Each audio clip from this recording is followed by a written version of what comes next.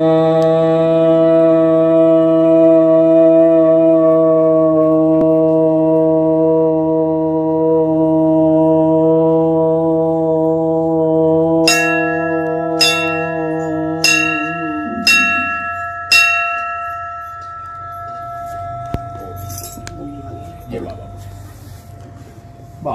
भक्तजनों को सप्रेम नमन। आज ईशावास्य उपनिषद का जो कि लगातार हर रविवार को यहाँ पर प्रवचन किया जाता है, जिस उपनिषद का उसका 17वां मंत्र है। यह मंत्र कह रहा है वायोरनिरम अमृतम एतदिदम इधर से है भस्मांतम शरीरम ओम क्रतो स्मर कृतं स्मर क्रतो स्मर कृतं स्मर। अर्थात वायु अनिल रूपी यह जो सूत्रात्मा है, उस सूत्रात्मा के द्वारा हम ईश्वर को उपलब्ध हो जाएं, जब तक यह शरीर भस्म शेष हो जाए। और इसमें उपासक कह रहा है कि हे संकल्पनात्मक मन, अब तू स्मरण कर, अपने कर्मों का स्मरण कर। अब तू स्मरण कर, अपने कर्मों का स्मरण कर। यहाँ पर एक बहुत महत्वपूर्ण पद आया है, वह सूत्रात्मा के अर्थ में है। इस सूत्रात्मा को यहाँ समझना पड़ेगा, जो भले ही यहाँ पर लिखित में से नहीं है, लेकिन उसका अर्थ वही है। वायु अनिल कह करके यहाँ पर यह बतलाने की कोशिश है कि जब यह शरीर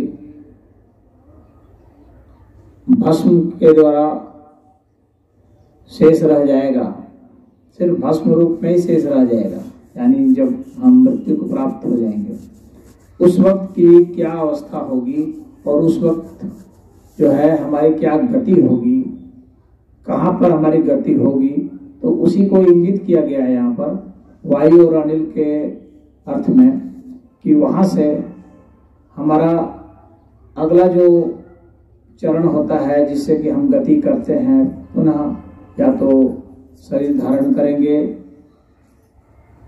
और कहीं जन्मेंगे किसी योनि में, या हम किसी अन्य लोक को प्राप्त हो जाएंगे, या हम मोक्ष को उपलब्ध हो जाएंगे, ईश्वर को उपलब्ध हो जाएंगे, परमात्मा बोध को उपलब्ध हो जाएंगे। यह सूत्रात्मा यहाँ पर वायु और अनिल है, क्योंकि हम लोग जानते हैं कि जब हमारा शरीर निकलता है, तो यह जो हमारा सूक्ष्म शरीर जो निकलता है हमारे इस स्थूल शरीर से, देह शरीर से, तो वह जो सूक्ष्म शरीर निकलेगा उसमें सूक्ष्म वायु होती है, और उस वायु के जरिए ही वह संचार करता है। परंतु यहाँ पर वायु शब्द का अवश्य प्रयोग किया गया है और अनिल शब्द का, परंतु इसका सामान्य वायु से मतलब नहीं है, जो वायु चलती है उससे मतलब नहीं है। उदान वायु एक वायु होती है जो कहा जाता है कि हमारे सूक्ष्म शरीर को गति देने में समर्थ है। वह वायु गति, सभी वायुओं का सूक्ष्म वायु है, वह गति कराने में समर्थ है। तो हमारे सूक्ष्म शरीर को वही वायु ले जाती है एक स्थान से दूसरे स्थान पर, यानी हमारा सूक्ष्म शरीर उसी वायु के जरिए एक जगह से दूसरी जगह जाता है, एक शरीर से दूसरी जगह जाता है। तो उस उदान वायु के जरिए ही हमारा सूक्ष्म देह यात्रा करेगा। तो इसके पहले कि वो है ऐसी यात्रा करे और एक दूसरे जन्म को प्राप्त हो, तो यहाँ पर उपासक प्रार्थना करता है कि हम ईश्वर को कैसे उपलब्ध हो जाएं।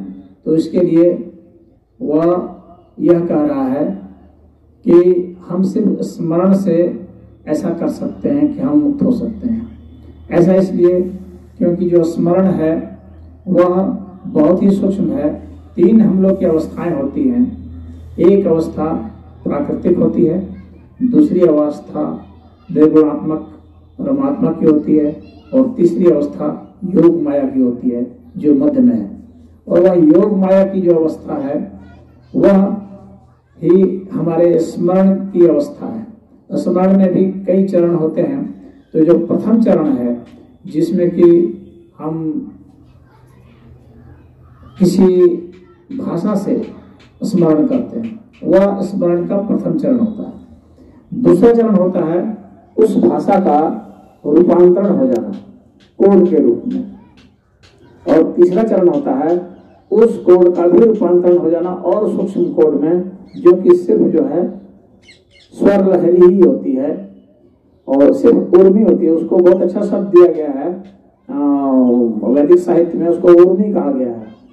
तो उर्मी जो है ऊर्जा की सबसे सूक्ष्म अवस्था है उर्मी, जिससे कि ऊर्जा की तरंगें उत्पन्न होती हैं। यानी वैसे सामान्य अनुवाद में तो उर्मी को तरंग कह देते हैं, परंतु वास्तव में उर्मी तरंग नहीं है। उर्मी और सूक्ष्म अवस्था है, वहां से तरंग उत्पन्न होती है। फिर तरंग से जो हम देखते हैं कि प्रकाश की तरंग है, चाहे जिस तरह से ध्वनि की तरंगे हैं या भौतिक स्तर पर जल की तरंगे हैं, तो ये सब तरंगे फिर बनती हैं, परंतु वो उर्मी की अवस्था है। तो उस उर्मी की अवस्था में स्मरण पहुंच जाता है और वहां पर वह सूक्ष्म शरीर को प्रभावित करता है। फिर सूक्ष्म शरीर उसके माध्यम से गति को प्राप्त होता है। उसकी अधोगति होगी कि ऊर्ध्वगति होगी कि मध्यम गति होगी, यह वह उर्मी निर्धारित भी करेगी उस सूक्ष्म शरीर के लिए। तो उस उर्मी को समझते हुए ही हमें व्यवहार करना है, स्मरण करना है। तो किस चीज का स्मरण करना है? तो यहाँ पर 2 चीज का स्मरण मुख्य है। एक स्मरण प्रभु का है और दूसरा स्मरण यहाँ कर्म का है। तो यहाँ पर जो है क्रतो स्मरण लिखा हुआ है। तो जो कुछ भी हमने किया अभी तक, जो हम प्रतिदिन करते हैं, आज तक जो किया है, सिर्फ उसका स्मरण करने के लिए कहा गया है। स्मरण जब हम करेंगे तो हमें पता चलेगा कि हमें और क्या करना चाहिए था, क्योंकि हर समय कर्म हमें रास्ता दिखलाता है। कर्म जब करते हैं, क्योंकि कर्म हम विकृत जगत में करते हैं, और विकृत जगत में जब भी कुछ हम करते हैं तो विकृत जगह के पीछे जो असली सिद्धांत है जिसके कारण वह की गति करता है, तो वह हमें संकेत देता है कि यह कर्म इस तरह से तुमने किया तो ये गलत किया, अब तुम्हें ऐसा करना चाहिए जिससे कि तुम सही हो जाओगे। वहां से वह हमें संकेत आता है उस नियम का, जिस नियम के तहत यहाँ घटनाएं घटती हैं इस भौतिक जगत में, और उन घटनाओं के पीछे जो मूल प्रेरणा होती है उसका हमें पता चलता है, यानी हमें उसके नियम का पता चलता है। और फिर उस नियम के ऊपर जब हम चर्चा करते हैं, उस पर जब हम कार्य करते हैं, उस पर जब विचार करते हैं, तो उसके पीछे के संविधान का पता चलता है। इसी को समझ लें, यानी जो भौतिक जो घटनाएं हैं उसको अगर हम गौर से देखेंगे तो उसके पीछे नियम का पता चलेगा। उस नियम को गौर से महसूस करेंगे तो उसके पीछे के संविधान का पता चलेगा, जो पूरे अस्तित्व का संविधान है। और उस संविधान के पीछे देखेंगे तो संविधान के जो रचयिता हैं उनके मन मस्तिष्क का हमें पता चल सकता है। मन मस्तिष्क ईश्वर का मेरा यहाँ पर मतलब है कि ईश्वर के मन मस्तिष्क से ही यह संविधान है, और संविधान के नियम, संविधान के अनुसार ही नियम बने हैं और नियम के अनुसार ही यहाँ पर घटनाएं घटती हैं। तो यहाँ जो स्मरण करने के लिए कहा गया है वो इसलिए स्मरण करने के लिए कहा गया है कि अपनी हर घटना को, अपने हर कर्म को स्मरण कर, और स्मरण जब तू करेगा तो तुम्हें सब पता चलेगा कि नियम क्या थे, तुमने गलती कहाँ की। और यह भी पता चलेगा कि स्मरण जब हम करते हैं तो किन किन तंतुओं का हम प्रयोग करते हैं, किन किन अंगों का प्रयोग करते हैं, किन किन ऊर्जाओं का प्रयोग करते हैं, किन किन क्षेत्रों का प्रयोग करते हैं, किन किन अवस्थाओं में प्रयोग करते हैं। जब हम स्मरण करते हैं तो पीछे के जितने भी जो हमारी भाषा से जो कोड बने थे वे पुनः उभर करके हमारे सामने आते हैं। तो जब वे उभर करके आएंगे तो हमें पता चलेगा कि इसके पीछे नियम क्या थे, और जब हम उन नियमों का फिर अध्ययन करते हैं, पुनः उसका स्मरण करते हैं, तो उसके पीछे के संविधान का पता चलता है। और पुनः जब हम उन संविधान का स्मरण करते हैं तो उसके पीछे का जो कोड है वह तो स्वयं ईश्वर ही है, तो उनका हमें बोध होता है। इस तरीके से हमारा बोध होता चला जाता है। तो यहाँ जो उपासक है वह हमें स्मरण के जरिए बतलाता है कि हम कैसे ईश्वर लाभ कर सकते हैं, हमें ईश्वर के दर्शन कैसे हो सकते हैं, हम अपनी गति को कैसे सुधार सकते हैं, हम अपनी जो हमारे आगे की अवस्था होगी उसको हम पीछे के अतीत की घटनाओं से कैसे बदल सकते हैं। तो इसका इस मंत्र में हमें पता चलता है।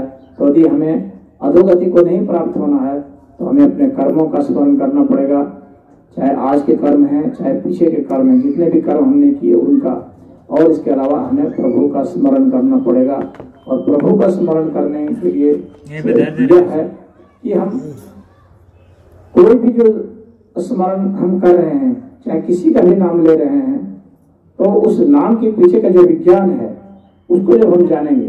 कुछ लोग सोचते हैं प्रभु का नाम का मतलब, कुछ लोग जो कोई भी नाम है जिसमें अवतार लिए हैं, जैसे कि राम का नाम ले लिए या किसी शिव का नाम ले लिए, कोई भी नाम ले लिए, तो सोचते हैं कि यही प्रभु का नाम है। तो अब प्रश्न उठेगा कि ये जूता किसका नाम है, अब प्रश्न उठेगा ये चादर किसका नाम है, क्योंकि हर चीज जो ध्वनि बनी है, जो शब्द बने हैं, वे अक्षर ब्रह्म है। तो यह जो ध्वनि है ये सब प्रभु का ही है। तो ऐसा कोई भी नाम नहीं है, चाहे चादर है, चाहे जूता है, चाहे कुछ भी है। इसीलिए कहा जाता है कि वाल्मीकि ने मरा मरा जो है शब्द का उच्चारण किया, तो उससे भी ईश्वर को लाभ हुआ। ऐसा इसलिए कि हम कोई भी शब्द का नाम लेते हैं, हर शब्द तो ईश्वरी है, हर ध्वनि ईश्वरी है। हमें सिर्फ उसके विज्ञान को समझना है, उसको बोध करना है, उसके पीछे के रहस्य को समझना है। और ऐसा नहीं है कि कोई जो अवतार बताए जाते हैं या जो ऋषि बताए जाते हैं तो सिर्फ उन्हीं का हम नाम भजन कर लेंगे तो हमें मुक्ति मिलेगी, ऐसा कुछ नहीं है। अगर उस नाम के पीछे के रहस्य को अगर हम नहीं समझे तो हमें मुक्ति उस नाम से भी नहीं मिल सकती है। और यदि हम किसी ऐसे नाम को जिसके पीछे आम आदमी में कोई आस्था नहीं होती है, कोई श्रद्धा नहीं होती है, जिसके पीछे भी कोई हमारा पुराण का नहीं है, कोई इतिहास नहीं है, कोई साहित्य नहीं है, उस नाम को भी अगर हम अच्छे से समझते हैं तो मुक्ति देने में वह भी समर्थ है, क्योंकि मूलतः हम स्मरण कर रहे हैं। यहाँ पर ऋषि का जो है स्मरण का है, उन्होंने कोई नाम नहीं दिया है कि किस नाम का करेंगे स्मरण, बस स्मरण करना है।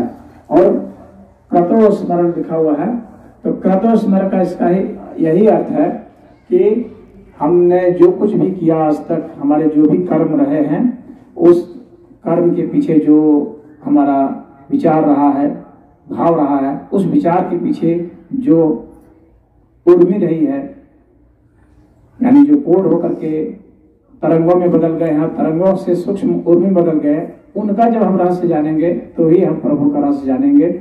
यही यहाँ पर उपनिषद का उपासक ऋषि हम लोग को बता रहे हैं। तो प्रभु का स्मरण करने का अर्थ इतना ही हुआ कि जो भी नाम शब्द है, जो भी ध्वनियां हैं, इसीलिए जो संगीत की भाषा है वह कभी भी किसी जो साहित्यिक भाषाएं जो होती है उसमें नहीं होती है।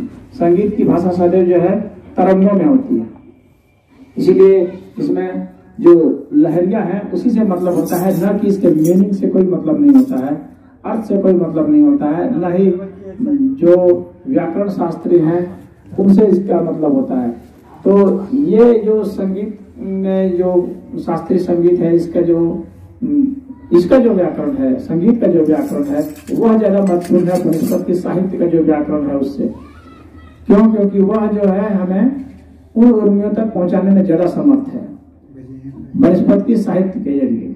तो संगीत का जो व्याकरण है वह ज्यादा महत्वपूर्ण है, संगीत के जो शब्द हैं वे ज्यादा महत्वपूर्ण होते हैं, क्योंकि उसमें एक एक बारीक से बारीक जो स्वर लहरियां हैं उनका अन्वेषण वह करता है और उसके विज्ञान को वो जानता है, और उस विज्ञान के जरिए फिर वह आत्मबोध की अवस्था को प्राप्त हो सकता है। तो यहाँ पर जो यहाँ पर जो भस्मात शरीर लिखा हुआ है, तो ये जो मर जाने के बाद की जो अवस्था होती है, तो उसके लिए लिखा हुआ है कि वह कहाँ तक गति करेगा। यदि वो इन नाम को नहीं समझ पाया, इसके विज्ञान को नहीं समझ पाया, इसके रहस्य को नहीं समझ पाया, तो उसकी अधोगति है। यह यहाँ पर एक तरह से छिपा हुआ इसमें अर्थ है। और अगर उसने अच्छा स्मरण कर लिया तो फिर उसकी ऊर्ध्वगति होगी, वो परमात्मा को उपलब्ध होगा, आत्मबोध को प्राप्त होगा। यही यहाँ पर इसका अर्थ हुआ, यही उपासक का मेरी समझ में अर्थ है। ओम।